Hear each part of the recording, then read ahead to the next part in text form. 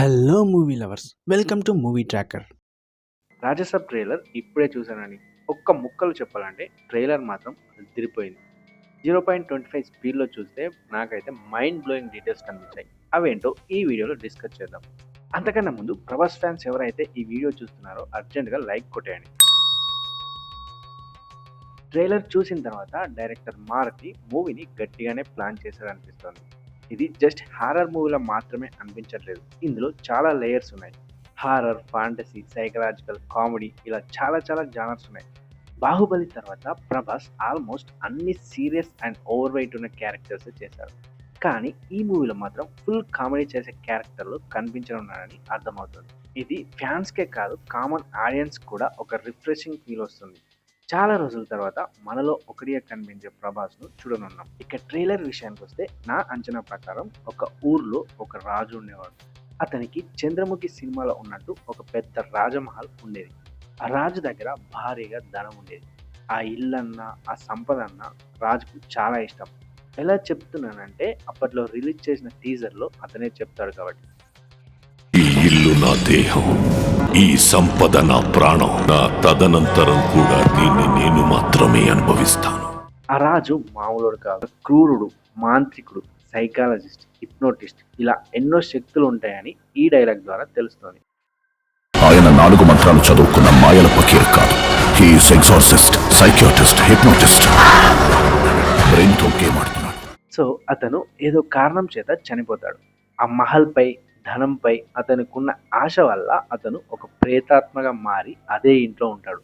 అందులోని సంపదను దక్కించుకోవాలని చూసేవారిని చంపేస్తాడు. దీన్ని కథలుగా చెప్పుకుంటారు ఆ ఊరి జనాలు. కట్ చేస్తే అదే ఊర్లోనో లేకపోతే ఇంకెక్కడో బలాదూర్గా చిల్ అవుతూ ఎంజాయ్ చేసే మన హీరో ఏదో ఒకటి చేసి ఫేమస్ అవ్వాలని అనుకుంటాడు. ఏదో గుర్తుండిపోయి పనిచేయాలి. అదే టైంలో రాజమహల్ గురించి తెలుస్తుంది.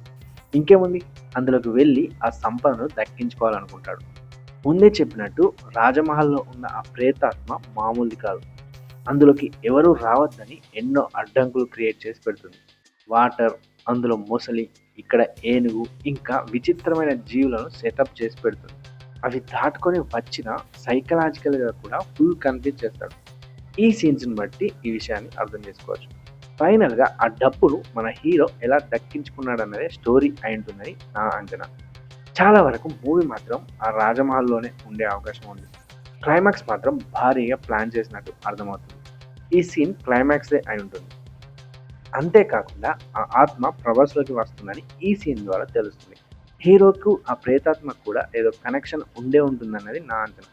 మొత్తంగా మూవీ అయితే ఎంటర్టైనింగ్గానే ఉంటుందని అనుకుంటున్నాను. కాకపోతే హారర్ మూవీస్లో దయ్యాన్ని ఇలా పదే చూపించడం ద్వారా ఆడియన్స్లో భయం ఫీలింగ్ పోయే అవకాశం ఉంది. ట్రైలర్లోనే చాలాసార్లు కనిపించింది, ఇక సినిమాలో ఎన్నిసార్లు కనిపిస్తుందో. అదే కనుక జరిగితే మూవీలో హారర్ ఎలిమెంట్ మిస్ అయ్యే అవకాశం ఉంది.